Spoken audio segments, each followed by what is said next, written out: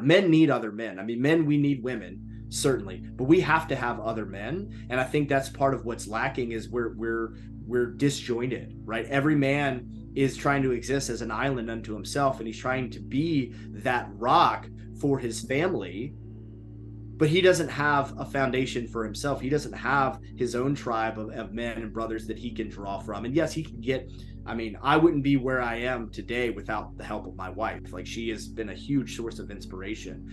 But conversely, I also wouldn't be where I'm at if I didn't have the other men in my life who have taught me, you know, mentors, brothers, all of these guys that we have to have. And, you know, I think we're too disconnected. We feel like we're connected because we have these, you know, funny little rectangles in our pockets that give us access to everything in the blink of an eye. But, you know, when's the last time you had a deep, meaningful conversation with another man? In today's busy world, how can we find the inspiration, knowledge, and energy to live a healthy and empowered life? If we balance and harmonize our mind, exercise our body, live according to the laws of nature, and connect to spirit, can we find a way to heal, become our authentic self, and live our purpose with love? I am your hostess, Amy Fournier, and welcome back to Awakening Aphrodite. Hey everybody, I'm sure you know how important it is to help your body properly detoxify. My goodness, if we really looked at how many toxins we are exposed to, toxins in the air, toxins inside homes, mold, furnishings, as well as food sources, all these things that our bodies are dealing with, we got to help it out. Energy Bits algae tabs are nutrition powerhouses that are great not only for detoxification, but also for energy and for beauty. Why? Because they help your skin, which is a huge detoxification organ, and it helps the collagen in your skin and helps to keep it plump and looking clear and bright and clean. I love Energy Bits. I mean, this is a superfood. I can't emphasize enough. You can use my coupon code AMYF at checkout and you can save a whopping 20%. Try them. Let me know what you think. I promise you won't be disappointed. Before we join my amazing guest, I want to show you something. So if you're watching on YouTube, take a look here. And if you're not, I apologize. Look at this beauty. Yes, you know what that is, my friend? That's a real piece of silver. Can you hear it? Yes, it's a tangible asset, unlike what the dollar is. Because did you know that the dollar in your pocket is actually not even real tangible currency? That's right. It's actually called fiat money. And it's not backed by anything anymore. It used to be before the 1970s, but that all changed with President Nixon. And you know that the whole world is now shifting into a global recession. It's scary times. I don't have to tell you that your money's getting less than it used to. I know mine is. Like when I go shopping, I can't even believe I'm getting less stuff in my cart and it's costing me more. The value of the dollar is going down. We all know that. And we cannot be healthy and fit if we are stressed out about paying our bills. I know I have been.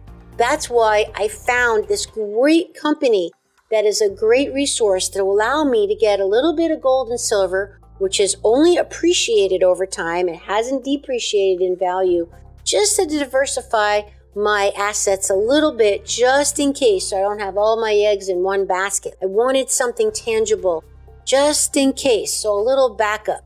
Because with this crazy economy, who knows what's going to happen, right? Anyway, if you'd like to find out more, you can check it on my website. It's all over my website under Financial Freedom, any of those tabs. You'll find information there. Contact me and I'll be happy to set up a private Zoom call with you or send you more information. Because you might be interested in gold and silver, but you're wondering how you actually get it.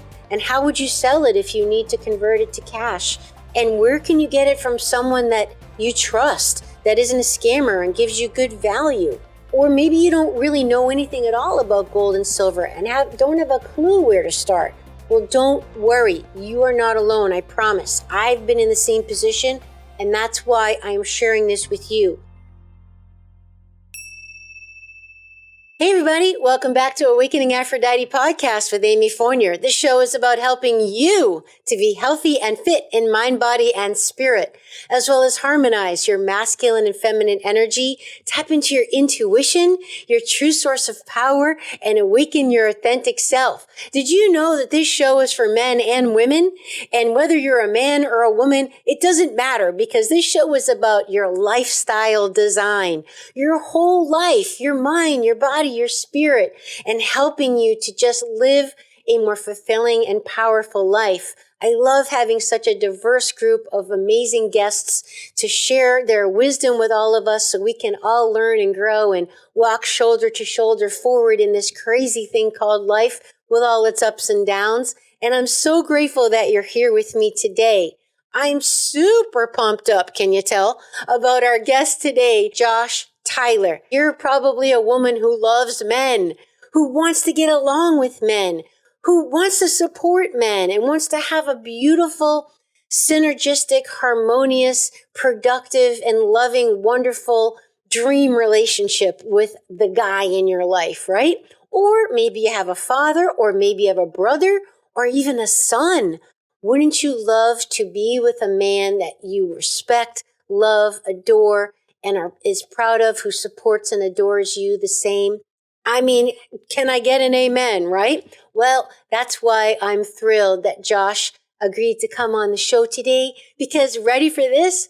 Josh has a company called Savage Gentleman. Savage Gentleman. Isn't that a beautiful juxtaposition? It's like warrior goddess. It's what it's all about. It's about the hard and the soft and the yin and the yang and finding balance for men in their lives. Because guess what, ladies? Men are pretty much just as confused and trying to get it right with the women in their lives as we are with men. So I love doing these shows to do my part in helping us all understand each other better and to get along together. So today we talk about attracting, keeping, and raising a savage gentleman. And we get into the toxic masculine as well.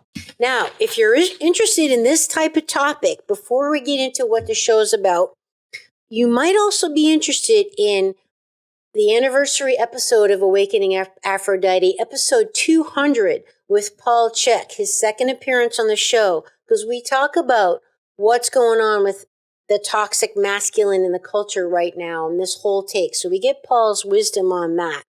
And also episode 160 with Alison Armstrong, what women and men want each other to know. Episode 160 is a must listen. And episode 93, which I actually mentioned in today's discussion with Josh, and that's with Susan Willson, because we talk about the rites of passage for women, which are sadly missing in today's culture. And there's a big gaping hole psychologically in a lot of our young girls and older women now that just didn't have these rites of passage. So you might want to listen to episode 93. Okay, so Josh Tyler is a man on a quest to reach his full potential and help others do the same. He's an ex-school teacher who turned professional fighter and amateur survivalist. His wild and varied experience led him also to co-found the company Savage Gentleman. Like the company's namesake implies, he is a walking juxtaposition of this dichotomy of masculinity. And I'll attest to that, although, hello, he's super masculine, ladies. For God's sake, he's like an MMA fighter, okay? He's the real deal.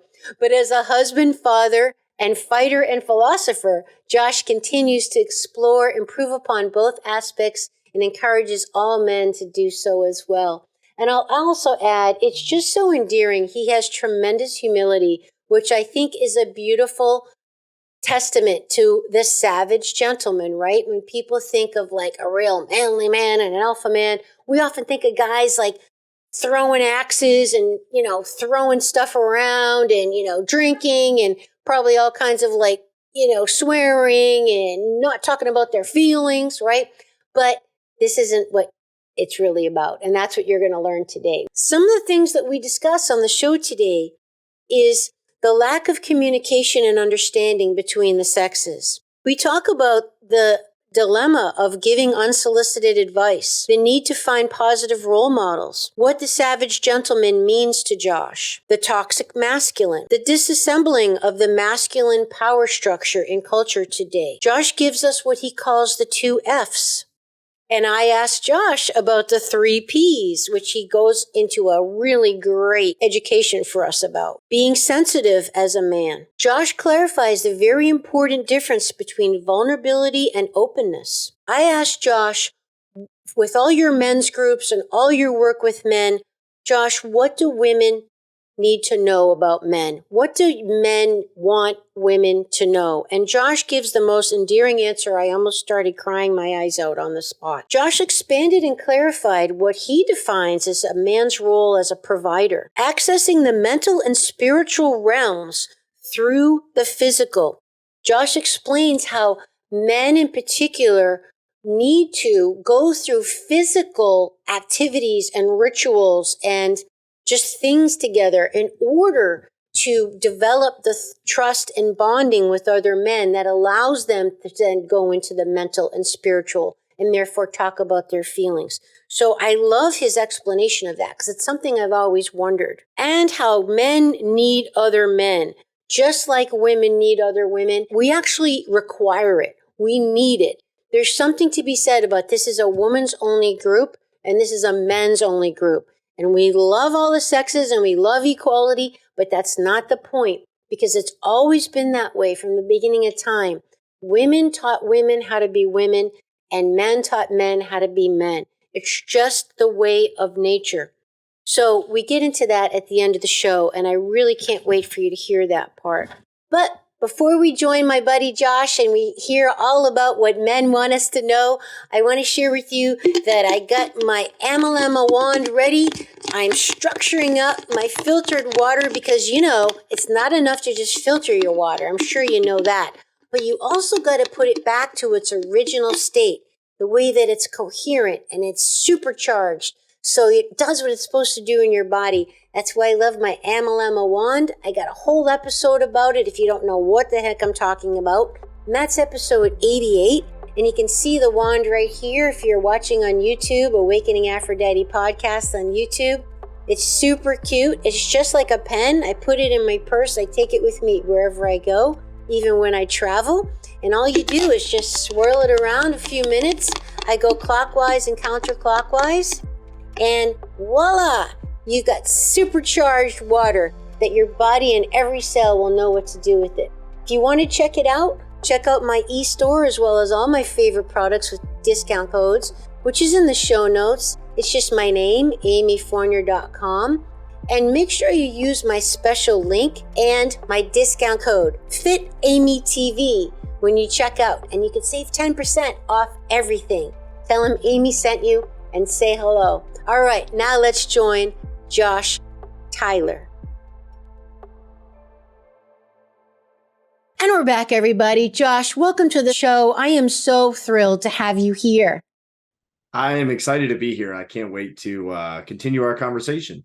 This is amazing. We were saying before we hit record that, we feel like when you're somebody that's kind of on this mission and walking this path, you feel like you recognize your people. You recognize someone else who's kind of doing the same thing. Of course, all the details are, unique to them, but it's like, and I think this is happening kind of globally. And you probably see that too. Like people are starting to find each other because it's almost like there's a weeding out happening, not judging anybody, but it's kind of like we're finding our own and we're rethinking bonds and soul families and blood families and ties and relations. And what does it really mean to be family? Yeah. I don't know who made the original quote, but it's a phrase that I've come across a few times and my friends are fond of saying it. And maybe you're familiar, but it says it's something to the effect of we're all just walking each other back home. Love it. Essentially. Yeah. And to that point, I think that we are all students and teachers of each other, but some folks I think have become more intentional with that process a little bit sooner. I think there certainly there's a lot of people in the world that have just recognized like, hey, I have a lot to learn, and also I have a lot to teach. And so they're setting that intention. And when you see someone who is walking with that, you do recognize that you can kind of feel that energy and that presence. And because I think there's that mutual respect and appreciation. And I think too that when you've gone through something so painful and so hard, and then you're on the other side of it, and then you recognize someone that's in it right now, and you want to help them because it's like, I know exactly what, like, you recognize it. Like, that just happened to me a year ago, whatever. Let me help you because it sucked. And like, this is kind of what I did. So you feel like it's like a compassion, like, okay, gotcha. I totally recognize it. And now I want to help you, Yeah. And I think that sometimes it takes us a while to recognize that often what it was that we went through, yes, it was for our own benefit, and we certainly learned something through that, but quite often those experiences may be more importantly for us to convey to someone else, to take our own experience and be able to relay that to someone else who maybe is having it even more difficult than we are. And so, yeah, it was hard for us to go through, but that gave us the ability to share some insight and wisdom with someone else. And, we often think, man, why did I have to suffer through or go through this thing? Oh, yeah.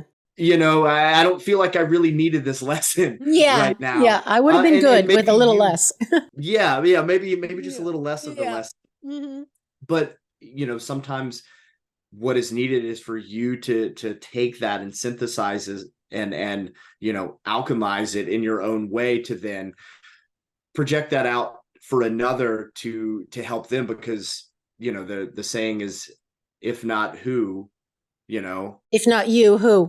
Yeah. And if not now, then when, kind of a thing. And so, yeah, keeping that in mind, I think it does, for our own sake, help the difficult times, to have a little bit more gratitude, even though it can be difficult and hard in that moment, to know, okay, well, there's something to be gleaned from this. And maybe it's not specifically for me, but maybe I'm going to encounter someone else that I can impart this on. And, maybe they don't have to suffer quite as much as I had to. For sure. A total amount of empathy and compassion, all beautiful things. Even though I mentioned in your intro, your background in your official bio, can you just give us the synopsis of what brought you into now using all of your life experiences to help other people and men in particular? Oh, that's a really good question. So there's a lot of ways we can run with that. I mean, one, I have notoriously just had to learn everything the hard way. I don't know if you're familiar at all with human design, and that paradigm, but I'm a 3-5 projector, and anyone who's familiar with that will know that that's a martyr heretic archetype, which means basically you have to make all the mistakes. And the only way you can learn is just by trying all kinds of things and bumping into everything along the way and learning from it. So I say the first 30 years, probably all of the years, because I'm still bumping into things and learning, has been very much, touch the stove, figure out that it's hot, probably touch it 4 or 5 more times just to make sure it's still hot, kind of a thing. And so with that, I've gotten a lot of experience, a lot of very broad experience, from being a school teacher to being a professional MMA fighter, coaching at the middle school and high school level. I've been on a couple of TV shows doing survival things. And throughout all that, have got to interact with a lot of interesting folks, got to learn from people. And during that time, I was training alongside and helping out some special forces guys, military, that have done a lot of really cool things. And I got to see them teaching men some really important skills. And a light bulb kind of went out, because I had been coaching in my own right, but seeing, adults gain capability and increase their capability and capacity, it was like magical to see that light bulb go off in guys, and that profound change that happened when you didn't know that you could do something or didn't think you could do something, and you learned the skills to be able to do that thing. It's amazing. That's self-esteem right there. Yeah, it is. It's I think it's a sense of knowing, right? And I think this is something that guys struggle with, is like not truly not knowing and understanding their capabilities. And so seeing that firsthand, feeling that firsthand, and being able to help facilitate that really kind of inspired me of like, all right, I have done a lot of things. It's given me some insight that apparently some people find valuable. Let me try and share that with whomever seems to be, inclined to do so. And that's again the struggle of the 3-5 or just projectors in general, is you have to wait for the invitation. So the hard part for me is I've been trying to like shout this from the rooftops and like interject when I see people struggling, like, hey, I've got the answer, I can help with this. And it never works out. So I have to just kind of sit back and hang out and just do my thing. And then the people who need something, or I have something that I can share, will somehow find me and go from there. And so it's been a really interesting process shifting into that, because it's not very conventional, especially in the world today where it's like, you got to make it happen, you got to grind, you got to hustle. And it's like, no, apparently I just got to hang out and just do what I'm doing and things will happen. It's really it's a very weird existence that I'm stepping into. Well, I think what you touched on is something I've been learning as well. I've been in health and holistic fitness for over 30 years, which is crazy. And it's really hard when you see someone in pain or struggling or hurting, and you know you have something that can help them, and not offering it. But what I've kind of learned is not to offer if you're not asked, and I kind of hear that's what you're saying. So, and that was one of my questions, because you do a lot of men's work with your partners and whatnot, and the kind of man that comes to you. So, because what I'm hearing you're saying is that you now don't offer, but unless someone comes to you to ask. And then they're receptive to it. They want to know, they're open to it, as opposed to, I don't know, I guess it's just someone has to be ready, for the help, even though your intentions are good, Yeah, they do. I mean, they describe it in that system of like genius or freak kind of thing. So if someone comes to me and I offer them something, more 99% of the time they're like, oh my gosh, that's amazing, like what an epiphany. If they ask for it, if I just give it out there without any request or invitation, then it is never well received, and they look at you like you have three eyeballs, like, what is going on? Who is this weirdo? Why are you even talking to me, kind of a thing. And so it's made it interesting from a marketing, I guess, perspective, where we don't really market, because me being kind of the main facilitator in this thing, I can't market. I can't coerce people into doing this thing. I can't sell them on the idea. I just have to, hey, here's what I'm doing, and leave it at that. And so far, what will happen is someone's like, hey, that's really interesting, I'd like to know more about that. And then that opens the door. And what's been interesting is being that selective in the process, right? Where they're really, really small gatherings and events. We were talking about 6 to 12 guys maximum. Yeah, intimate. Very, very intimate. But I think the work that we're doing, it requires that level of intimacy. Not to say that you can't go deep. Yep. Yeah, you can't. Not to say that you can't do things in larger groups, but for me, there's something about that level of intimacy that really is so powerful. And the people that end up coming, like, I couldn't orchestrate it on my own. It would be impossible. There's something bigger at play that's happening here that I cannot define or fully comprehend. But when you start talking to these guys and you hear their story and the things that they're struggling with, it is so perfectly in line with the other men who happen to show up there that I mean, it feels magical when you're in the moment and you're sitting around this campfire and you're having these conversations, and it's like, I wish I could take credit for that and say, oh, yeah, look what I did. Look You at the strings curated that it. I Yep. pulled. Mm-hmm. Yeah. Not at all. I just happened to show up and some cool things happen. Well, you facilitated it though, because you created the space for it. Sure. So yeah, I mean, I guess I can take some credit for that, but really it's the men themselves and what they bring that I think all the good things that happen stem from that. Yeah, because I think that's where it begins, to your credit, Josh. It's like you create the opportunity, you create the container, and then Great Spirit works through you and the right people come. The saying that when the student is ready, the teacher appears, right? Yeah. Yeah. And you are the living example of a man that, and we can maybe, this is going into a next subject perhaps, but people need role models. Women need role models. Men need role models. We need positive, strong role models. Girls want to know how to be women, real women, true women, strong, powerful, beautiful, loving, kind, wise women, as do men, and I think that these young people are looking, and I don't know, but if I don't have any sons, but I don't have any daughters, I don't have children, but if I did, I can imagine I'd want my son to have a dad like you.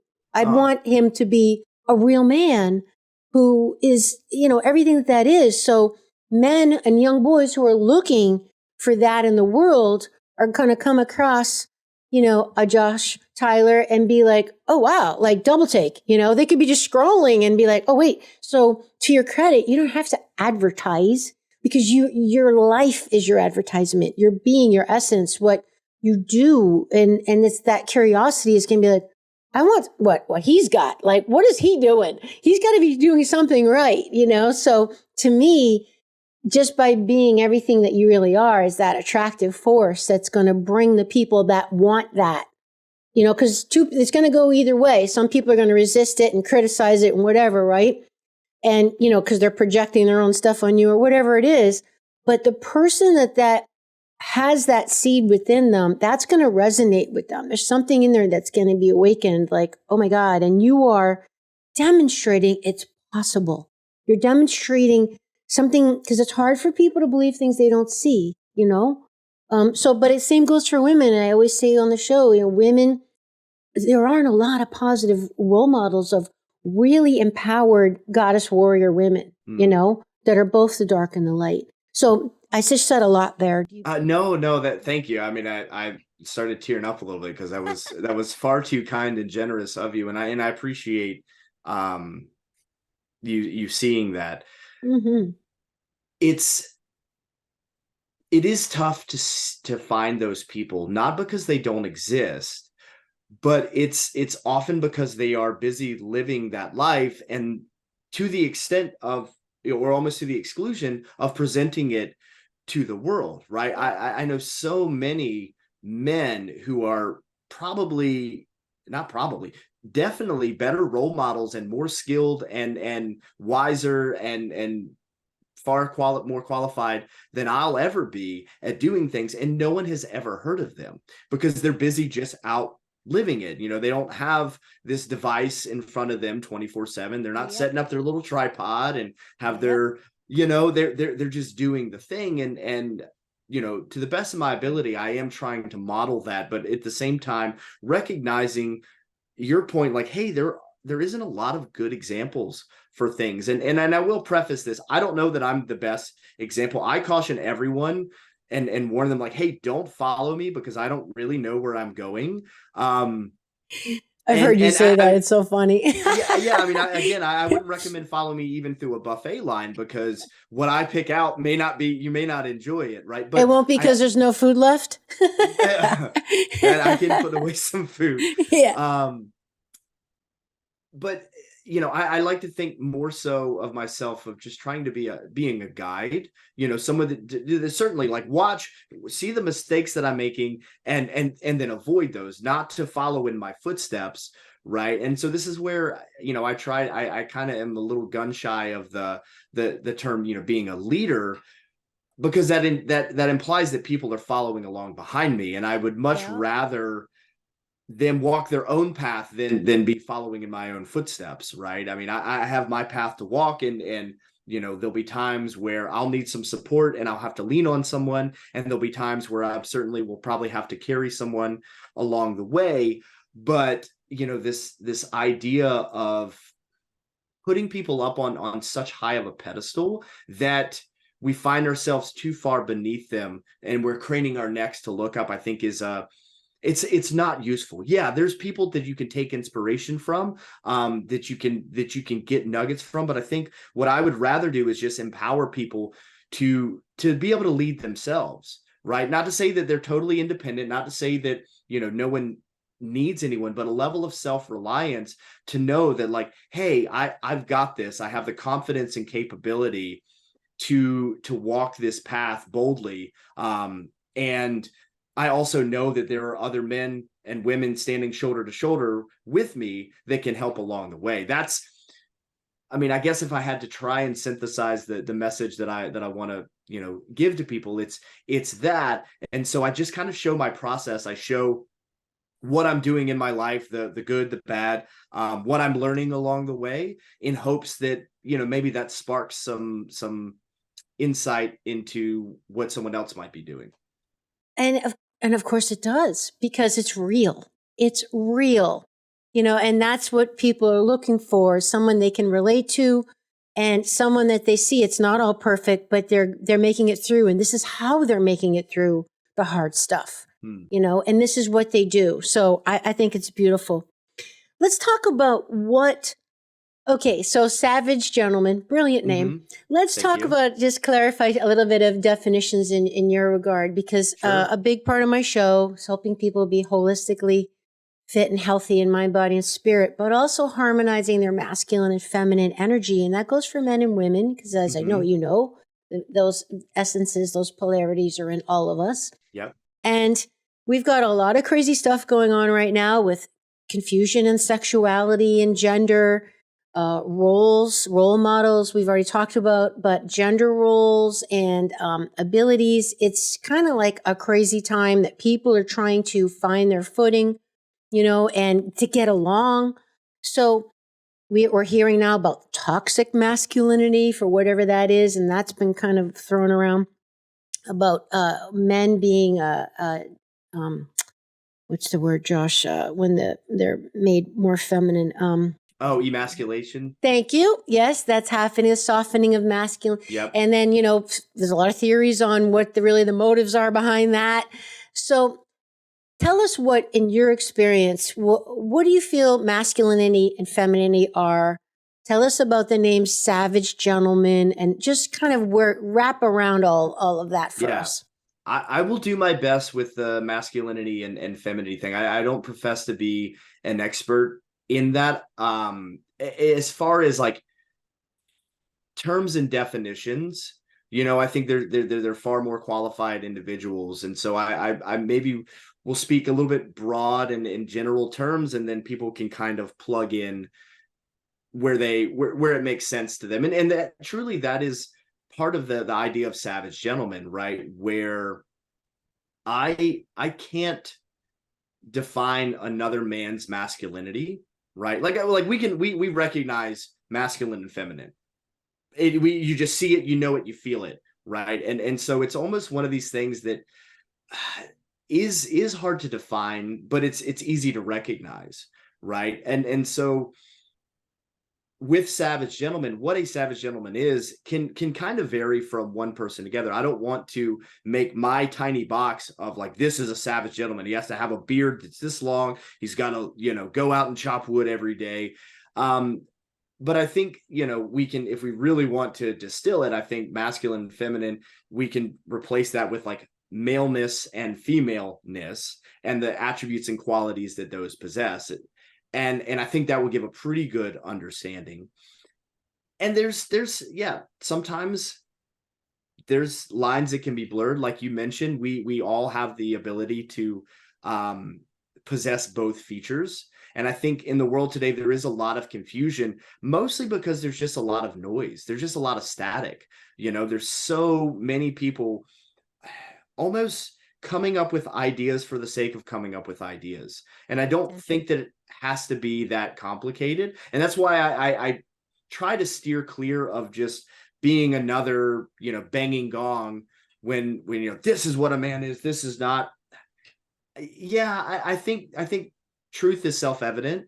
And if we are in pursuit of truth, we will find it. And you don't need me to like write that down for you necessarily. But the point of Savage Gentleman is this idea that within a man, we have two opposing sides of the same coin. They're opposite. I say opposing, not that they're against each other. They're just, two parts of the same coin, two sides of the same coin. This savage, very primal, primitive, do whatever it takes to survive type mentality that I think we absolutely need. If as men we didn't have that, our species would never have made it this far. And then there's the gentleman side, which is a bit more refined. It's the softer side, I think, or a level of, I don't want to say domestication, because I don't love that term when it comes to,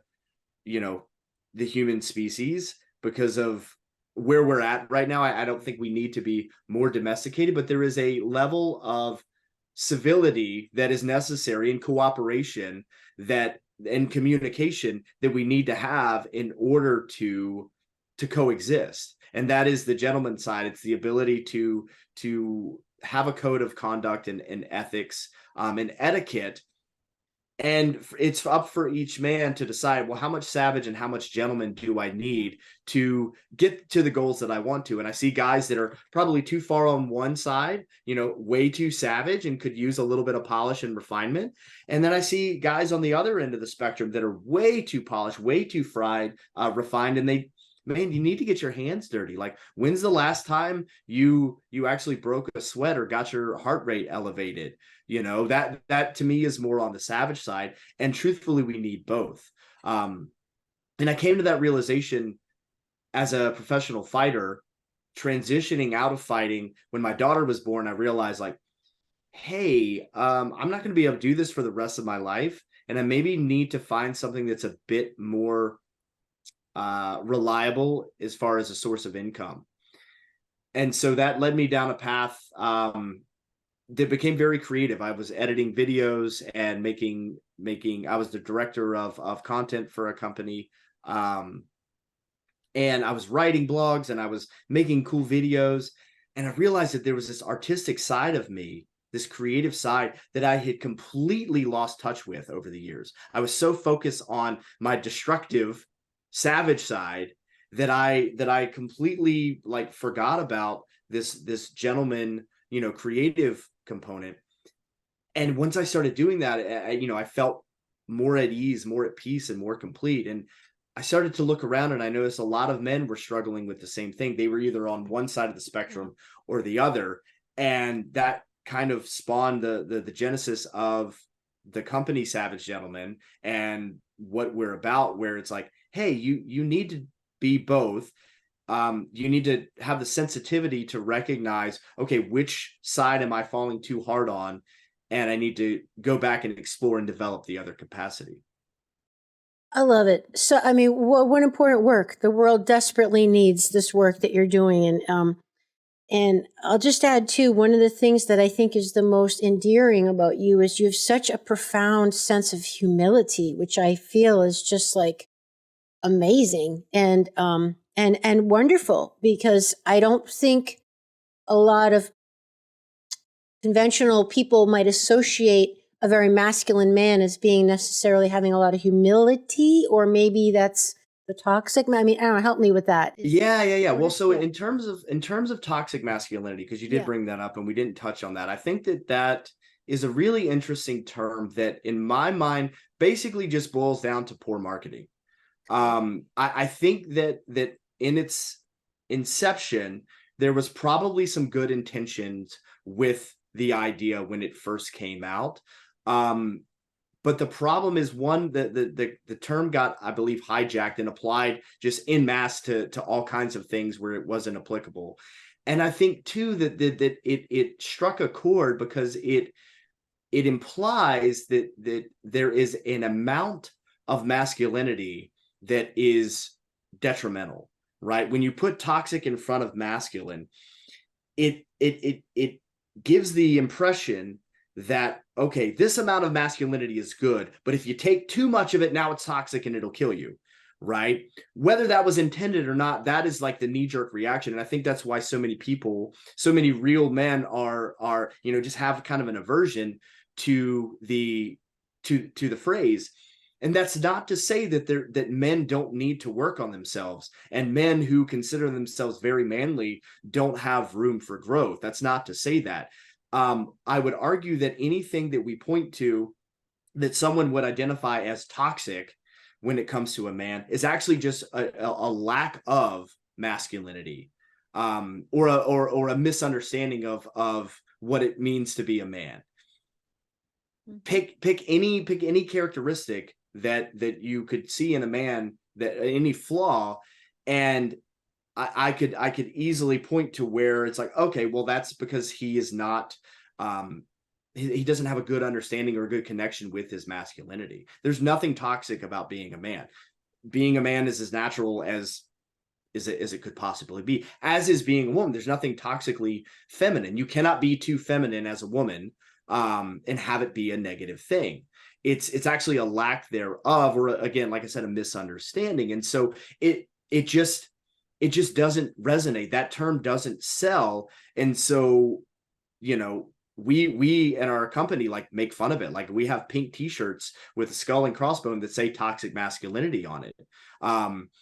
Because the logic behind that is again, it's, well, what masculine guy, especially if he's toxic, would wear a pink t-shirt? I mean, men don't wear pink, right? Like, you can't do that. And so it's just to kind of, spark a conversation and poke some holes at this idea that this mistaken idea that people seem to have about masculinity, and that, if you're too strong, or you care too much about protecting your family or any of these other things, that it could possibly be bad. Now, when done at the exclusion of something else, certainly. But I think a truly masculine man is well-rounded, right? He understands all facets of who and what he's created to be. And therefore, there cannot be a negative or toxic factor to that. That's so interesting because, yes, to your point, from my understanding, it's implying it's a matter of degree, right? And what I hear you saying is, yeah, it's when it gets out of balance that we have a problem. And your work is about helping men find that balance, like you mentioned in the beginning, as it is for women. And that was really interesting too, Josh, because I've never thought of the fact there is no component of a toxic feminine, in that the female is too feminine. Like, we don't have that expression. I've never even realized that's true. Like, if we think of a woman who's really excessively feminine, and let's just say to the point of it being a negative thing, like it's not a good thing, right? Yeah. Which is what toxic masculine implies. It's not a good thing. It's toxic. Yeah. And if we think of her, and this is for the audience and all of us, I mean, what do you envision? I guess you would envision a woman that's just completely, feet not on the ground, and, no schedule whatsoever, and very flighty, and kind of like a butterfly flitting all over the place, and, just probably walking around naked and rainbows and all this stuff. It's just not committing anything, not disciplined, not getting anything done, not making a decision. I guess, but you wouldn't think of it as toxic. Right. You wouldn't think of it as toxic. And I think that you would recognize, okay, this person that you've just, this avatar you have created, I think you would say, like, well, she's missing some elements in her femininity, right? Because if she's all of these things, then how can she really fully step into the role of the feminine, which is to be a caretaker of sorts, right? And not to minimize a woman to just that one degree, but like that single aspect would be missing from this woman you described. And so actually she would be lacking in her femininity by missing that. So again, it's it not wouldn't be whole. toxic. It's not whole. It's not too much. It's actually not enough. It's not well-rounded. It's not balanced. And so, you know, I think, yes, there are toxic people, but it has nothing to do with their masculinity or their femininity in excessive amounts. It's just that they're toxic, period. It's like, hey, they have some flaws that create certain behavioral patterns that are not healthy for them or the people around them. So yeah, I'm not saying there isn't toxicity. I think that we should just leave it at that and not try to assign, you know, masculine or feminine to it, because neither one of those things is it possible for them to be bad, in my mind. Well, do you think then that the reason why there is only reference to a toxic masculine and not feminine could be due to possibly some kind of an insidious way to disassemble the masculine power and culture, you know, that whole, theory that's out there? Is that possible? Yeah. Well, why is it only masculine then? What's going on here? It is a great question that you bring up. And if, you know, not to don my tinfoil hat for too long here, but if I were someone who wanted to maintain as much power and control as possible, I would look at the population, and I would identify who is the biggest threat to my power and control. Who could possibly rise up and stand against whatever schemes, plans, ideas that I have to, you know, help my situation or further my own cause. And if I were to look across the board, I would probably identify, okay, well, the strongest, most capable males are probably going to be my biggest problem. If I had to pick a fight, you know, I'm not going to, and I had to choose my opponent, I'm not going to pick, you know, the UFC top 10 fighters in each weight class. Like, those are the last guys that I'm going to have standing in front of me, right? And so if we kind of reverse engineer that, it's like, all right, well, how do we eliminate those guys from the population? Well, again, if I was to have that capability of planning and organizing things, I would say, okay, how do we make these positive attributes a negative? How do we spin this in a way where people will look at these things that these guys have that are problematic for me and say, hey, stop doing that. We don't like that. And if I can get the majority of people to buy in, especially women, because it's the women that actually are the drivers for almost all behavior. Well, all buying power too. Certainly. Yeah. But I mean, you think about it, and this goes to, I mean, a very rudimentary, primal, savage level. It's like, all right, well, what is the human species designed to do?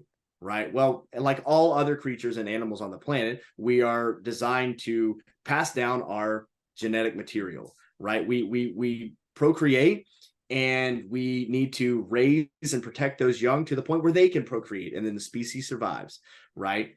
Well, like every other species, there is competition for potential mates, and it is the women who decide who gets the mate and who doesn't. So they are the ones who are actually determining the behavior of men. And you'll see this with fashion, with whatever. It's like, hey, if clean-shaven guys are the only ones that are hooking up, guess what? Razor sales through the roof, right? If long-bearded guys happen to be the ones that are you know, the most successful in partnering up, man, razor sales are going to plummet.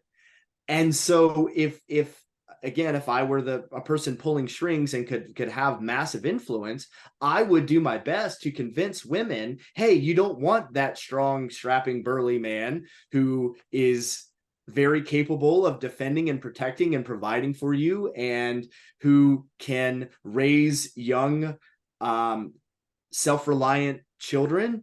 You don't want that guy. He's bad. He's bad for you. What you want is this thing over here. See how shiny it is? This is the thing that you want. And if you could convince that, you will start to steer, I think, the collective consciousness towards this other direction. I'm so glad you're saying all this because, as you know, a big reason why I wanted you to come on the show, because my audience is largely feminine, although we do have a lot of men as well, is that, this is about me doing my best to create harmony among all of us and to help, as you've mentioned, communication and understanding of each other, because there's just so much misunderstanding about the sexes and the roles and us getting along. And now, women saying they want sensitive men and men who will listen to them. And if they feel sick, they want them to go get her, a cup of chicken soup and all that stuff. But at the same time, bring home the bacon and all that stuff and be strong and a rock, but talk about your feelings. And then, so, I feel so badly for men because they must be so confused. It's like, because then if they are sensitive and, listening to her and all that stuff, there might be an underlying of she loses some respect because he's kind of soft and mushy and he's not the rock that she really wants him to be and needs him to be, because the female is the storm. She's the tidal wave. She's the tsunami. She's unpredictable. She's cyclical. She's the moon. The man is the sun, the constant, and it's like the woman, well, isn't it that Lao Tzu, one of my favorite quotes is, the water will always wear away the stone. Mm-hmm. And the water is the feminine and the stone is the masculine, right? But he's the stone that she crashes against, but he's the rock, So my heart breaks for men today because I feel like they're very confused. It's like, you want me to be soft, but you want me to be strong. It's like, what do I do? How do I navigate? Like, what do you do for men with both? You be a savage and a gentleman, which is easier said than done, right? And this is where, again, I don't like to get too caught up in the definition, because I think, now we create a container and nothing. Now you have borders that are really difficult to escape, right? And so if I define exactly what a savage gentleman is by these four, walls, it doesn't leave much room for expansion. And far be it for me to know enough to give, that kind of a maxim to apply to everyone. And so it there's some difficulty, and like, you kind of have to figure out what that means for yourself and how you will build your own understanding of that. But suffice to say that you do need both. Mm-hmm. You have to have that savage side, right? The ability to, man, do whatever it takes, right? I'm going to be a bit crass here. I don't know what your rating for your show is. It's no rating. It's I don't whatever know you want it to be. I don't know what your language is, so it's okay. Anybody got little kids nearby, you might want to some delicate sensibilities here. But when we talk about men, and again, this isn't just the world according to me. This is like, look around at every male species of every creature on the planet. It is designed to do exactly two things. Mm-hmm. I know what you're going to say. Fighting. Yep. And another word that starts with an F. Gotcha. And that's it. That is what we are as men are created to do. And everything about us is purposely built for those two things. Yeah. And to me, that is the savage side, right? And if we didn't live in a society, we could probably exist just on those two realms alone, like we probably did for, I don't know, however many millennia you believe we have been walking on this rock. Mm-hmm. But we do live in a society, right? We do live, and thank goodness that we do, because modern medicine and like things like penicillin and things are pretty cool that we don't have to die from bacterial infection at the age of whatever. Yeah. So that's great. We have advanced, and so now we have to exist in this very complex society with these very highly evolved rule sets that are constantly changing, and that becomes the gentleman side of like understanding the nuance of all these different interplaying mechanisms and how to navigate those swiftly and efficiently. And that's that gentleman side that does demand some sensitivity, right? And as men, we look at, I think we hear the word sensitive as a negative, right?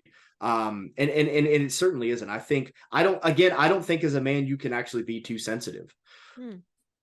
And I will prove that to any men who are listening here, any hard charging, super tough guy, badass guys that let's say they like to shoot firearms, right? And if you're familiar with shooting, with precision shooting, there is a level of sensitivity that is required in the pressure that you pull your trigger, right? That if you are not sensitive to where that break is, then you're not going to be very accurate. And so you develop a level of sensitivity. In jiu-jitsu, a sport that I still practice, there is a sensitivity to the position and the weight distribution and the movement of my opponent that is very, very useful. If in the difference between a white belt and a black belt is that sensitivity. A white belt has no clue what's going on. He's freaking out. But a black belt, if you've ever rolled with one, and myself being one, you understand stuff almost before it even happens, and it's a level of sensitivity. And so you can't have too much of that, I don't think. I think you can maybe pursue that at the expense of other things, and that could be a problem. But cultivating it is never bad, as long as you're doing it in a very holistic and broad sense. And so I think the problem that men have is not sensitivity. There is a difference between vulnerability and openness. And I think this is where words do kind of matter, where we sometimes misconstrue being sensitive for being vulnerable. Now, there is, in my opinion, and this may ruffle a few feathers, but in my opinion, there is never a time or usage for a man or anyone to purposely make themselves vulnerable. It is not useful. Vulnerability is to be dangerous. It's 100%. There's no upside to just being vulnerable. Like, hey, here's my belly. Go ahead, do whatever you want, right? Like, I'm not going to expose this. You're going to get killed. But that's not to say that we cannot be open. So there's sensitivity, which is how tuned in we are to something. There's vulnerability, which is just exposing yourself to harm, which is not useful. And then there's openness, which has to do with honesty and trust. And that is the area that I think that women are seeking for men. But we're using bad terminology. They're saying, hey, I need you to be more vulnerable. And somewhere deep in our very savage, primitive brain, he's like, hey, no, absolutely not. I can't do that. Red light. Yeah. No. But openness and sensitivity are very both important. So I think, this communication component that we're talking about when we are, presumably women talking to our men and we're asking the things that we need, I think we have to be, we ourselves, and now I'm being a woman here, we need to be sensitive to the other, to his understanding and definition and viewpoint of the world, right? Because the two main things that he is designed to do are fighting and effing, right? Well, vulnerability does not serve me in either one of those things. In fact, out of the two, and again, thinking about animals in the world, you are actually in the process of lovemaking, you are actually vulnerable. Think about, I was just thinking that animals in the wild, like, that is the most, they're a little distracted. About the most vulnerable you will ever see a wild animal. And I think, we have come to a point where we don't, we're going to the bathroom.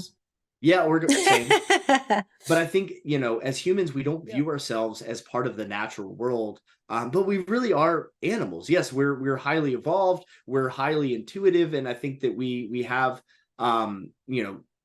certain attributes that do set us apart to some extent. But this meat suit that we're wearing and walking around in is every bit just an animal like the deer in the fields or the birds of the sky. And so I think we have to keep that in mind when understanding our own physiology, our own emotions, all of these things that are happening inside of us are tied directly to, this vessel that we are in. And I think instead of working against that, learning to work with it and understand it will help us, and being able to communicate in a way that is in alignment with that vessel is probably helpful as well. I love this so much. I want to follow up on your 2Fs because I got something, the 3Ps. But before I do, I'd love to just keep you on this track because you are on a roll, and this is why I wanted you on the show. I love this so much. This all needs to be out there. Josh, what do men want women to know? Tell us more about that, because what I'm hearing, I love this difference between understand our vulnerability and our sensitivity. It's different things, what you're asking us. What do you hear? What are they saying? What do we, us, all women listening and watching, what do they want us to know, Josh? I think men want and need women to know that they are inherently valued because, full stop, just because.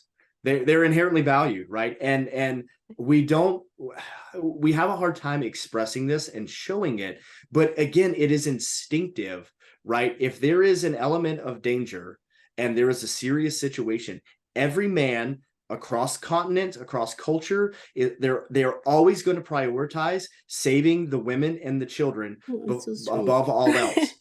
Not knowing anything about the people, not weighing anything, there is just instinctive. You grab them and you get them out because they are the most valuable thing to our species. And we struggle with verbalizing that. And often we struggle showing that on a daily basis, right? Because we're distracted and we're busy chasing, careers and padding our bank account and doing all these things that the world has convinced us are the most important thing, right? And I think that women need to know that deep down inside, everything that we're doing is an attempt to show you how valuable you are. Sometimes we're just not good at communicating. We get caught up in these things that don't matter. But that guy who isn't being open, in the relationship, and he's not, talking to you and saying the things, but that dude gets up at 4:30 every morning and goes and punches a clock at a shitty job that he hates. He does that because he values you. 90% of us would just live in the woods in a fort that we build out of sticks, right? In the same shorts. In the same shorts. Like, yep. We don't care brush your teeth as we have food. No. All of this is because we value women, and we understand inherently how much they matter, and so everything we do is centered around that. It's just that we don't explain it, and we get mixed up sometimes. We get mixed up and we become self-focused to the extent, again, to the exclusion of the other. But everything that we came back and that we're trying to internally do was because we were trying to we were trying to impress a girl or show her something or get her to understand something, and it just kind of spiraled. And so I think so that's what we want women to understand and know. And then we need women, I think, as men, we need women to see us and to see who we are, what we're doing it, and why, and understanding that it truly is all for them. Wow. I mean, come on. If that doesn't reframe everything, ladies, I don't know what doesn't, right? I mean, that's just so beautiful. Wow. Well, that leads me to the 3 Ps, which okay. I've heard from men are to provide, protect, and profess. Like, okay. As in what a real man is. And it's similar to the 2 Fs. And I kind of hear you saying this, to provide, to protect, and to profess is meaning, okay, this is where we might get into trouble with it. Like, the women want to hear it more, right? Like you just said, he might not be saying, honey, I love you, or, you know, like what's it, the 5 love languages, that famous Yeah. book, you know, are you physical affection or, you know, gifts and all, whatever, what's your love language? So a lot of men, maybe the majority, would fall short with the profession of, honey, I love you. I love you. I love you. Okay. You know, all that stuff. Would you agree, Josh, that in your experience, a real man would fulfill those 3 roles of providing, protecting, and okay. Yeah, but I think again we get a very narrow window or understanding of what those P's mean. And I'll use myself as an example here. And this is where, you know, I feel maybe I'm a bit uniquely qualified to talk about things like toxic masculinity and being a savage gentleman, because I live a pretty non-traditional life, right? Like, from an outsider, you look at me, you watch what I'm doing, and you're like, you probably get the impression, you're like, holy shit, this is like the manliest dude I've ever seen. Look, he chops wood and he beats people up and he builds things and he does just all these, right? And you know, but by cultural norms, I actually don't line up in a lot of things, right? Like, I've been the primary caregiver for our children since they were born. So like, when my daughter was born, when my wife went back to work, my daughter stayed with me, and I trained MMA, and I, you know, worked and did all these things, but she was with me, and same thing with our son. And now, you know, with our third baby boy, when she goes back to work, it's going to be back on me again. And because she is the primary breadwinner in our family. Wow. And for a lot of guys, that's a really hard thing. And maybe I'll lose some cool points, you know, with a few of the dudes out there, like, how are you going to let your woman go to work? And it's not how, it's like, she's better at it than I am. This works for you guys. She's better at making money. It makes more sense. She has a much higher earning potential than I do. And I'm okay with that, because I still provide, just not in the same sense. What I provide is the stability for our family. Like, when I spend too much time focusing on the business or doing all of these other things, you know, even in my training for fighting, when I spent too much time from that, everything started to fall to pieces. You know, I need to be that rock. I need to be that you know, foundation for our family. And when I step away, it's a lot of chaos. See, this is so cool though, because I mean, look, you're being the example though, how awesome that is. Like, I think this is great. I'm like on the other side, like, wow, here's a guy who is doing it in a way that's so admirable. And plus you can kick everybody's ass. Well, and that's what makes me that unique, too. right? Yeah, and it's like, oh man, this guy's a pussy. He can't, you know, his wife, you know, makes more money than him, and this, that, and the other thing. And it's like, okay, cool. But I could kick your ass. So what does that make you? Exactly. You know what I mean? And anyone who I couldn't, you know, beat in a fight, they're so far above, you know, like they're not going to waste their time having that conversation. They're just gonna be like, right on, man, cool. Anybody who's going to get in that argument, I feel confident, you know, isn't good enough at fighting, because if you were good enough, you wouldn't care to, like, you know, to start hurling insults at people. Guys that are at that level of accomplishment don't waste their time, you know, arguing with people on the internet. They just don't.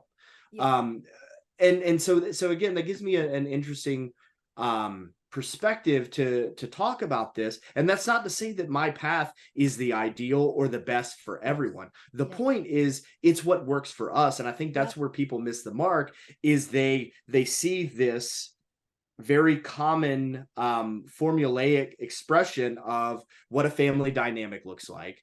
And they focus on the providing, and they're like, okay, I got to do that, which means I got to work. She's a stay-at-home mom, and I got to make enough money for everyone. So I'm working 60, 80 hours a week. And yeah, you're providing financial stability, but you're not providing those kids with the emotional stability, that masculine component that is necessary, vital to the upbringing of every child in this world. You're not doing that. And so, yeah, okay, you're kind of providing, but I would argue, you know, to a certain extent, which is more important, right? The stability that kid needs to become a well-rounded, emotionally healthy adult, or, another car in the driveway, right? Because we need 3 cars instead of 2, because our next door neighbors just got, that brand new Escalade. So, right. And so we get caught up in that, and they're like, oh man, this guy's out providing me, I got to step it up. Right. And I look on the internet and I see all these guys, with stacks of cash and, on yachts and smoking cigars with hot models. And I say, well, I got to be this guy. I got to hustle and grind, and I got to make, 7 or 8 figures a year. And maybe you do. And again, there's nothing wrong with that if everything else is as it should be. But, if your relationship with your wife is on the rocks, your kids barely know you, I don't give a shit how much money you're making. You are failing in the providing area, in my opinion. And I think, guys kind of, it's easy to trick ourselves and to say, no, I'm doing the thing, right? It would be like me when I was making the transition from being a fighter to whatever I am now, to say, no, I got to keep fighting, and I'm doing this for my family. And it's like, no, I'm not. Like, financially, I would be better served working at Home Depot. Like, I would have a much more reliable paycheck and earn just as much money, working this. So to say that, I'm doing this for my family, I'm growing this business, I'm, being this success is all for my family. It's a lie that we tell ourselves because we're comfortable in that realm. It's like, hey, I was good at fighting, I know that game inside and out, I can train hard, I'm not afraid of getting punched in the face, I'm not afraid of, beating myself up, in a workout. I could do that. The scary part was stepping out into this other area where, like, now I'm going to be a stay-at-home dad, I'm going to work this online business, and I'm going to create video and do it. That was terrifying. And so I could lie to myself and say, no, I'm doing the hard thing. But really, the hard thing is showing up, for some guys, showing up and being present for your kid, putting your phone down and just listening to them tell you about their favorite Paw Patrol characters, or whatever silly, 4-year-old nonsense that little child wants to share with you. And I think if we get so focused in the wrong or misunderstanding of what it means to provide, we're doing some really severe damage to that relationship, both to our children and to our wives, because we're not providing the things that they actually need, which is ourselves. Your right? presence, that masculine energy that we bring. We're, too many guys have just accepted that they're a glorified ATM, right? They're just an ATM in a suit walking around, right? And that's not what we were created to be. I think we have to understand that, like, yeah, I mean, sure, we have to work, we have to, put food on the table.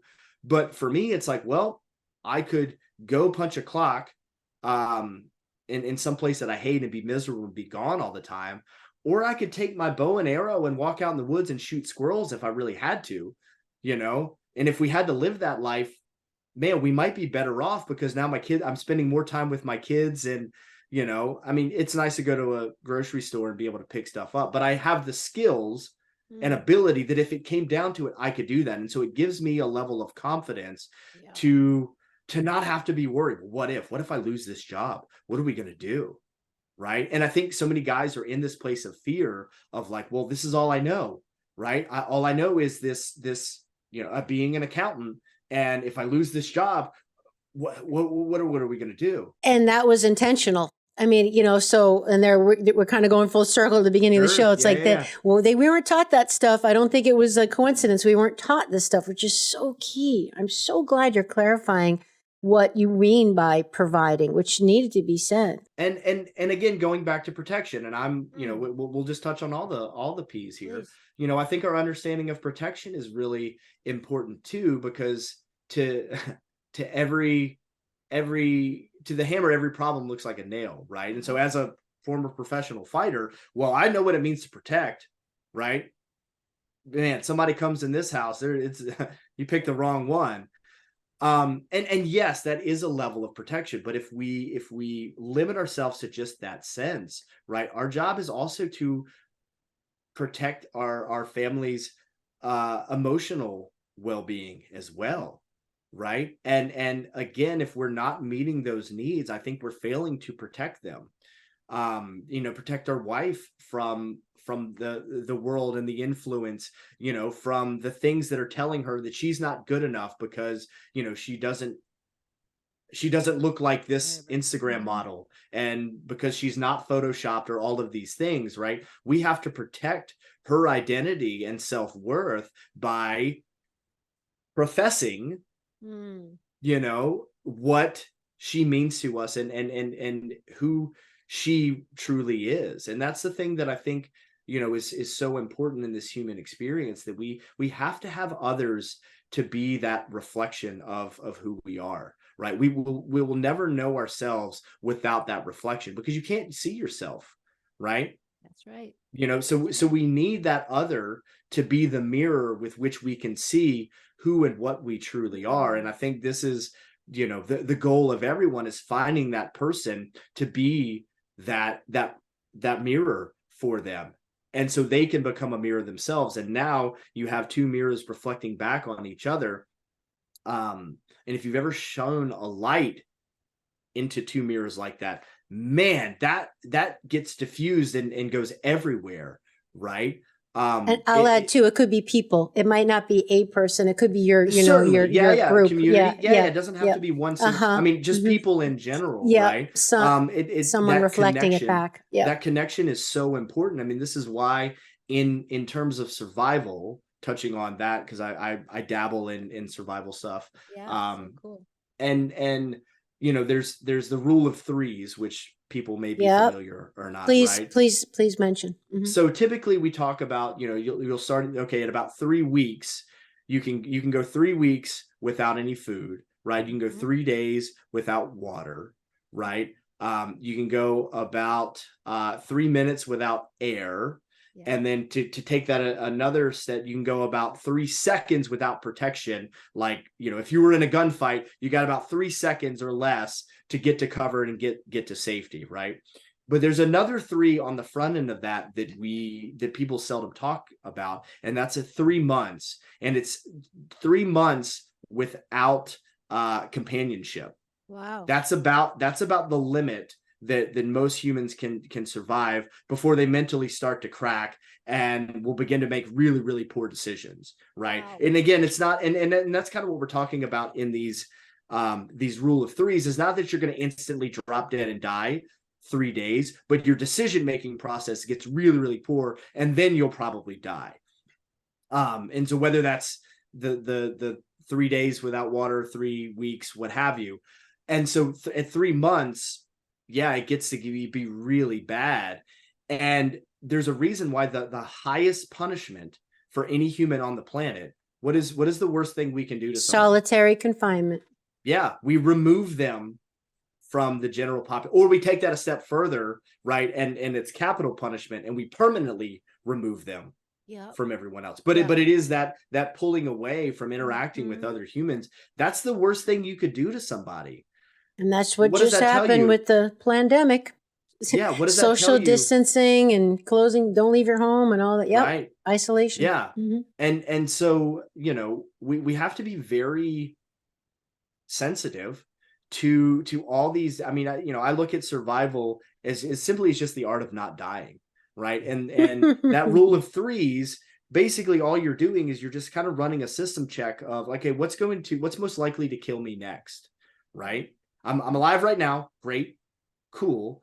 But if someone jumps on my back and starts choking me, now I realize I've got about 3 minutes, without that oxygen before I'm dead.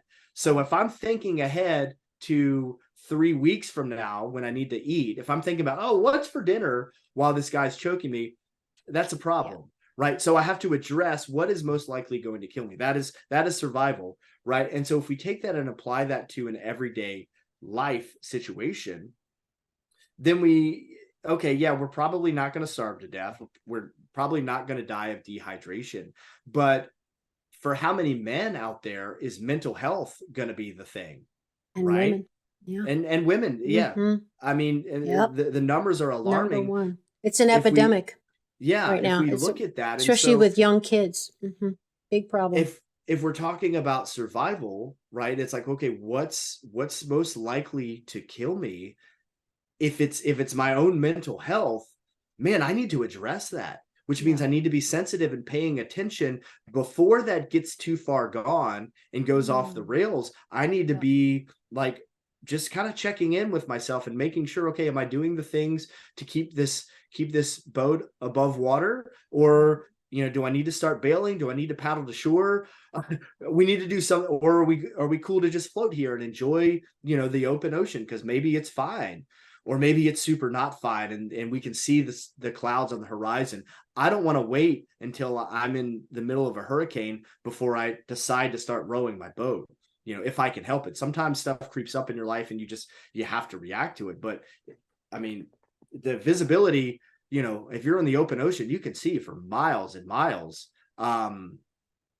Maybe just be aware of that. But I think, again, we get so tunnel vision, we get focused on these little screens that only serve to exacerbate the problems that we have. And they're pointing where they want you to look too. That's externally focused. It's external locus of control. Whereas what I'm hearing you say is, this is just so great. I never had anyone articulate it in that way, of this way of survival. And what I'm hearing you say is, you got to identify the most front of center threat. Yeah. And to do that, you need to internally focus, not be looking outside and, oh, look over here, look over there. Because it's all curated, where it wants you to look. Right. It's like, shut it all down and, go within to what are you needing? And to your point, what's the most prominent or priority need I have for my real survival? And am I really lonely? And what am I doing about it? Because it's only going to get worse, and I can't let it get that bad where there's the point of no return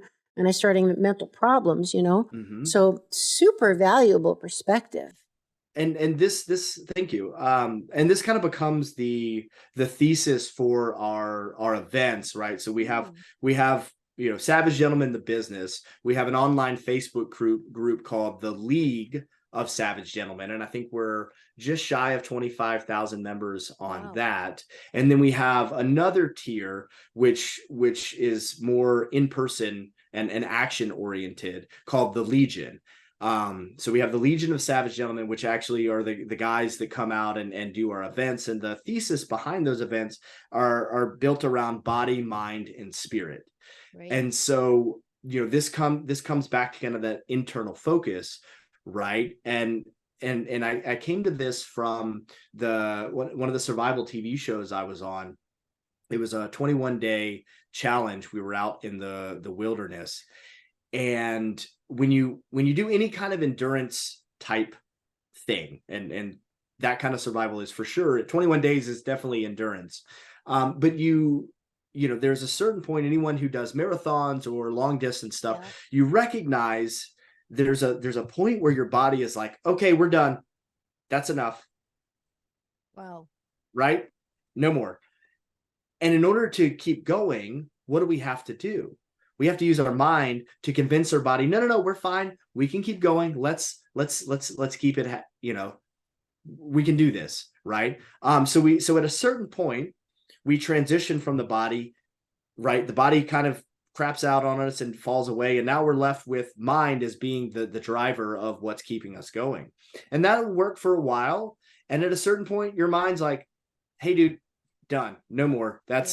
We're out of here. Right. And for different people, your level will vary. For some people, that's like 30 minutes on the treadmill. Their body was done after the first 3 minutes. They push through. Now they're at minute 25 and their mind's like, they're checked it, bro. No more.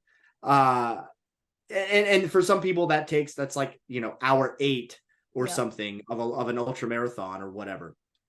And so, whatever that limit looks like for you, if you've gone beyond where your mind says to quit and you keep going, now you've entered into the realm of the spirit, where the only thing that is keeping you going is that spirit, that willpower to finish what it is you started, right? And that, I think, is something that is really powerful that we don't get to access in everyday life. And so our events are centered around moving through that progression over the course of 3 days, and getting guys to come into that, to feel the body, feel that point when it's done, push beyond, feel the mind, understand the mind and the games that it likes to play, push that to the breaking point, and then accessing the spirit.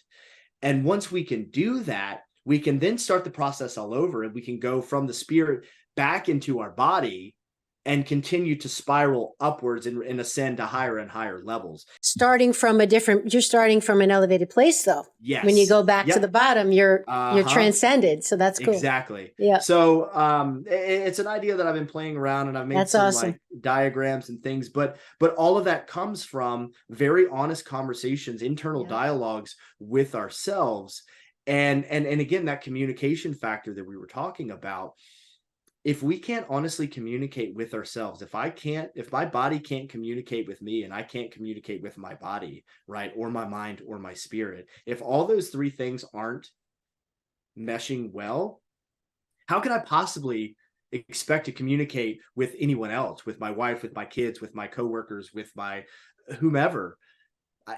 You're not in alignment. I would say that I can't. Yep. You're going to have a really, really hard time. So, I think for so many guys, like you were saying, and just humans, we're so externally focused, right? Because that's what's in front of us. Yep. We are, predatory animals where our eyes are set in front of our heads. And so we're looking out at everything, but, and that's advantageous. But I think we also, in the very distant past, we're much better at listening to what's going on internally, and we've lost that sensitivity. And this is where, for me, a lot of outdoor wilderness primitive skills has been really useful, because it helps me relearn that process. And that's something that, I think a lot of men today could probably use some of, is just going out and doing some of the things that are, that the men in our past once did, whether it's not that long ago in something like chopping wood or turning wrenches, or it's a long time ago and it's building fire, out using friction and rubbing sticks together. I think that we can use those activities as good metaphors and analogies for our modern living. And I know for myself, it's helped me a lot to formulate some of these ideas and cultivate some of these communication skills with myself and with others. I am so sad we're getting towards the end here, and I'm sensitive to your time, because can you just expand on that a little? Because I want to know, Josh, because what I'm hearing you say, this is so important, because people think of masculine men and savage men, and they're thinking of guys like, throwing spears and wrestling and, lighting fires and, doing all that stuff and hunting, but because what I hear you say, and, one of my favorite expressions too is close two eyes to see with the third eye. So you close the external to go to the internal, right? Sure. And what I'm hearing you say is you've learned, and what you help other men also experience, is by going through these physical rites of passage or acts of masculinity, physical acts of exertion, physical exertion and uncomfort and discomfort. You've learned to access your mind and your spiritual through those mediums.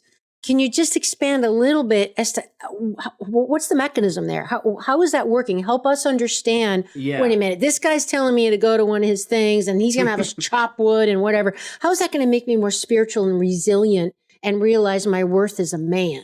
Just because I can chop wood or whatever. Sure. So, well, I will say, am learning. I'm still learning this. Yeah. So, it's a process. And I think something that we often run into is that we have this idea that there is a destination, right? This sense of arrival, if I do this, then boom, okay, I've got it.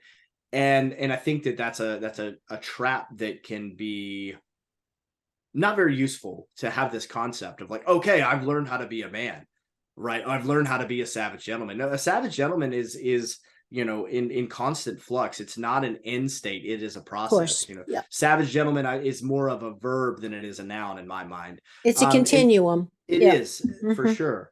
And as far as, coming to our events and the purpose of it, really the activities themselves don't matter that much. I could almost replace them and make them interchangeable. But what happens is there's an exchange of literally blood, sweat, and tears that happens. And this is for men in particular, where it doesn't really matter if you know how to chop wood or not, right?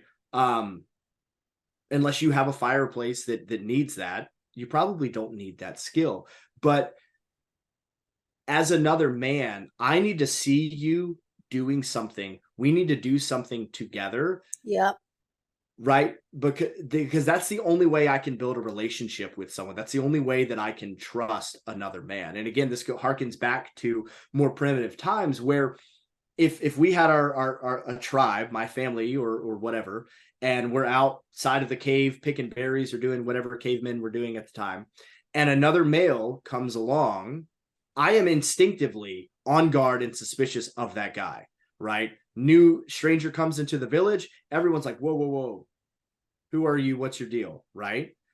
This is the vulnerability thing. If we were just vulnerable and you're like, oh, hey, there's a military aged male just strolling in here. Let's just not ask any questions. Whatever. Go back to what we're doing. Mm-hmm. Right? You would be insane to do that. You're gonna put up some walls and some boundaries, and you're gonna vet that guy. And I'm not gonna be able to trust him. I don't care what he says until I can see what he does. When that guy gets in the field with me and he helps pull that yoke to plow the field, right? And I trip up and he lifts me and he keeps going, even though we're both exhausted. Now I know, okay, no, that's my guy. He's got your back. Now I can confide in that guy. Now I can trust. Now I can give him access. Now I can be open. Wow. And so trust is earned. Trust is earned. Trust is earned amongst men, and we don't have enough vehicles to do that in our modern world. You're just not going to get that sitting in the cubicle next to a guy, right? Like, you're not going to know. I mean, he might be cool, right? Maybe you guys like the same sports team. That's awesome. But I don't know that I can trust that guy. I'm not going to talk to him if I'm having issues in my marriage, right? I can't give him that vulnerability. He hasn't earned it, right? And so men, there's a saying that goes, women communicate face to face, but men do so shoulder to shoulder. And so cool. We have to do these activities together. And the activity doesn't really matter as long as there is some skin in the game. There needs to be some consequence to it. It can be done through a workout. I mean, you can some of the strongest bonds I've built were on the mats doing it as an MMA fighter, right? Guys in the military have some of the strongest bonds you'll ever see because they have shared those really intense moments together. And so when we do that, now we can have that reflection. We can dive deeper. When I can confide and share with another man, that opens up my ability to go deeper into myself, talking about this mind and the spirit. We can't exist in a vacuum. And there's so many men that have this false pretense of being a lone wolf or the Sigma male or this very, every guy wants to be John Wick. Alpha. And one, I don't like assigning. I think trying to assign a Greek letter to humans is like I mean, whatever. If that's what you're into, cool. But I don't think any of that really matters. And I think we can get so caught up in those definitions and labels that it becomes it's not useful, right? But just understanding the mechanics of how men work is really important. It's like, we need some dudes that we can go out and we can do some hard stuff together.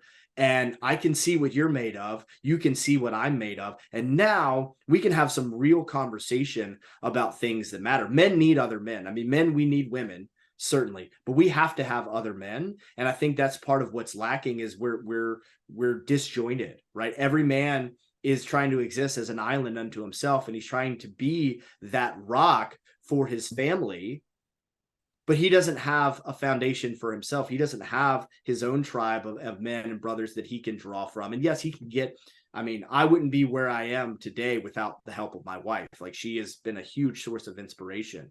But conversely, I also wouldn't be where I'm at if I didn't have the other men in my life who have taught me, you know, mentors, brothers, all of these guys that we have to have. And, you know, I think we're too disconnected. We feel like we're connected because we have these, you know, funny little rectangles in our pockets that give us access to everything in the blink of an eye.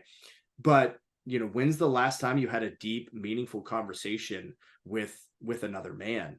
And again, if we can't do that with ourselves, we can't do that with other men. And if you can't confide in him, it's probably going to be hard for you to confide in her as well. You know, it's all with your interrelated. With your heart. With your heart. Yeah. We're more vulnerable.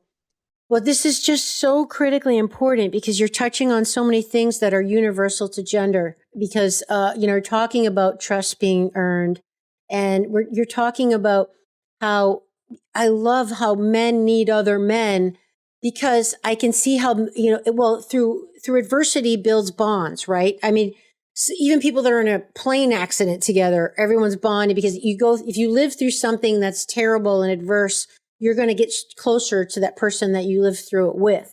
Yeah. And, you know, doing a hard thing, men doing hard things together are going to build that bond. And I can see how the men wouldn't want to let the other men down that they're doing this thing with, but they're also learning about what they're capable of too, because they might be doing it because they want to let the guy next to him down who's relying on them to, you know, pull his weight literally, figuratively and literally. But he might then also find in the process that I don't want to let myself down either. So there's just a win-win. And I just love how what I'm hearing you say, and for the audience and everyone, is that this is just work that has always been done. This is what all ancient cultures did. I had an episode, I think it was 93, with Susan Willson, and we talked about womanhood and rites of passage. And women had to be with other women. Men have to be with other men. Yes, we still need men, and we want to be with men, and we have, you know, it's all about the cohesion. But there's a time and place where the genders can't be interchanged, that you can only get certain things from other women. And whatever that is, and men are the same, and it's all good, and we're not threats to each other. No, it's designed that way, you know. Yeah, and so that you touched on something here that I think, you know, is important to just bear in mind. Historically, we've always done these things, right? We have just existed, right? Men went out in hunting parties and they did these really difficult things. They built, you know, their shelters, and they, you know, farmed and did all these things together, and it was strenuous and it was hard and it was adversity. And we don't have that anymore. And it's great.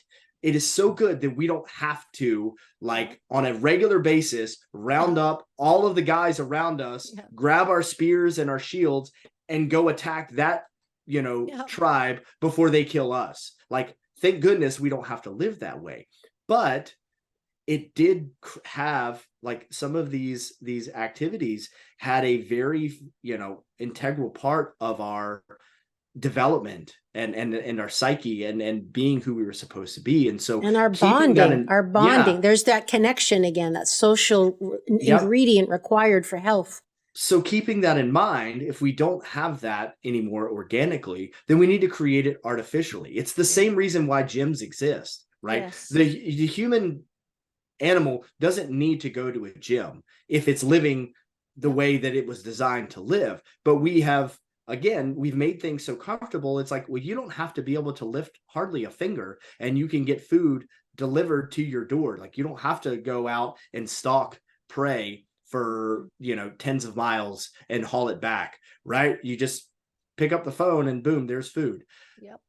So cool for the convenience, but knowing that I have to understand the vessel, this organism, this meat suit, what makes it work most efficiently. And so artificially create the environment that I need, which means I grab heavy things and I arbitrarily move them, not because this round circle hunk of metal needed to go from the over here to over there, but because I know that this, these muscles need to be engaged in a certain way. And if I do that, the system works better. And it's the same thing with our relationships. It's not that anyone needs to really go and do these events that we're doing, right? Other than that bond and the lessons that are learned that you were just inherent to our existence no longer exist. And so we have to artificially create those if we want the system individually and the system at large to function in the way it's supposed to. And right now, I think we can all agree it's pretty dysfunctional, both at the individual level and at the macro level. And that's why I'm so excited to have my retreats again for women and my women's groups again that we meet in person. Just tell us, as we're getting to the close here, you're going to tell her, and that's in the show notes, everybody, how you can find Josh and direct your partners and sons and fathers and brothers or whoever to his amazing work. But Josh, do you do, I know you do events. Just tell us briefly, are they annual? Are they 3-day? And do you do like ongoing? Because, it's one thing for a guy to be there maybe in person with you for a 3-day intensive. Yep. Do you do regularly, monthly, like, I don't know, Zoom stuff? Like what are the options? Yeah. So right now we started kind of at the far end of the spectrum. So we have the free, just, anyone can join. Well, not anyone can join. There's still like a vetting process to get into the Facebook group. Okay. But that's kind of at the bottom tier or top of the funnel. And then we have the tip of the spear, which is these very exclusive, high ticket events that are 3 days that we're usually doing about 2 a year. As we grow, I'd like to expand those, but just, with in person. In person. Yep. And leading up to those, we will do a series of Zoom group calls with the guys, and then, kind of some integration on the back end as well. And so that's where we're at right now with the Legion events. And then as a part of the Legion as well, to be more accessible to other guys, because not everyone can get away and fly across the country and come out to these things. And I understand that. We're actually in the process of developing an app right now that'll be a subscription model that guys can join and be a part of. It'll be a little bit more exclusive than our Facebook group, but obviously not quite as budget busting as our in-person events are. And then the goal will be to kind of fill in the gaps in between those as we go. So that's something that I'm hoping we're working on right now. And I'm hoping, before the end of the year, we'll actually have that app available and have people be able to access that. And, that will be remote. And then we'll be picking up our next event probably sometime in the spring. Where are the events held? So we're doing them in Virginia, and then I'm looking at a location out west in southern Utah. I've got a buddy who trains wild Mustangs. He would actually be great for your show as well. He's got a ranch out there, and so that's one that we've done. Wow. We've done some events. We've taken some guys out there and had just an unbelievable time in the mountains in the backcountry on horseback, and just. I wish you took women, because I would be there. Well, so he wow. does. That sounds amazing. They do. Yeah, his wife. She does she does traditional drum work. So she makes drums. Yeah, they're amazing humans. What a couple. I'll definitely connect you with them. Oh, please. Oh, that sounds fantastic. Be out west. And so we've got the one here in Central Virginia. We're looking out in Utah, and then over the process, guys are like, hey man, I've got some access to this. And so the goal is to expand this beyond just me facilitating. I'm looking for other guys who kind of have an understanding of what we're doing, have a passion for sharing knowledge and connecting the dots between the activities that we do and how something like making a primitive fire can relate to a guy's everyday life. Right? Or how something like jujitsu can be applicable into how you communicate with other people on a regular basis. So that's kind of the plan. So I'm really excited about continuing that. We've got, and you can find out more about that on our website, savagegentleman.com will be a good place. Sign up for our email and you'll get connected there. For the men who listen, join the group. We don't have women there, just not because we don't love women. We do. It's just we do need that space where guys can feel like they can talk to other men exclusively. But we have, you can follow me online. My Instagram is at Josh Tyler MMA. Savage Gentleman Official is our Instagram for that. We're on Facebook. We're in all the places. It's kind of one of those things where it's like, if you need to find me, I think that you will. Yes. I just feel confident that you'll make it happen. You don't need me to put up a billboard. If we need to cross paths, then I have no doubt that it'll happen. Well, it's very easy to remember Savage Gentleman. It's a brilliant title and very on point. MAN, Savage Gentle Man. Man, not men. Singular. Yeah. Savage Gentleman. It's the individual that we're focused on. Very important distinction. Yeah, for sure. Yes. Starts from the one, which is you. Yep. I love it. Thank you. That's very important. Wow. Josh, thank you so very much. Okay, everybody, you heard him. It's all in the show notes. And I really hope you enjoyed this show. Please have the man, boys in your life. Listen to this show. Check out Josh and his team, their work. Let's help share this very important message that the world needs to hear, that men have to say, and help us support the men that we love and need in the world. Because, Josh, I'm super grateful for you and the work that you're doing. And I'm so grateful that you took the time to come on and share it with us today. My pleasure. This was so much fun to connect and chat. And I really appreciate everything you're doing and having me on. It was awesome. Yes, I could literally keep you here for hours. I love this. Well, maybe we'll come back and do it again, I would love it anytime, like when your app is ready. And I just say, I'm biting wanting to say that this is one of my favorite shows ever, because it seems like I've said that like once or twice before. I have 200 episodes, but okay. But it's still without a doubt one of my all-time favorites because, and maybe it's just a timing thing or just because no one loves men more than me. Like we want to support men. We need men. The world needs men. This is so important. And I feel like, well, I'm all for the underdog of anything, the person or the thing or the creature that doesn't have the voice, that people need to stand up for the people that need to be heard in their message. And it's like, come on, we need to defend men and help them. Anyway, and that's that's a whole nother thing in itself. Women are so good, are so much better at that.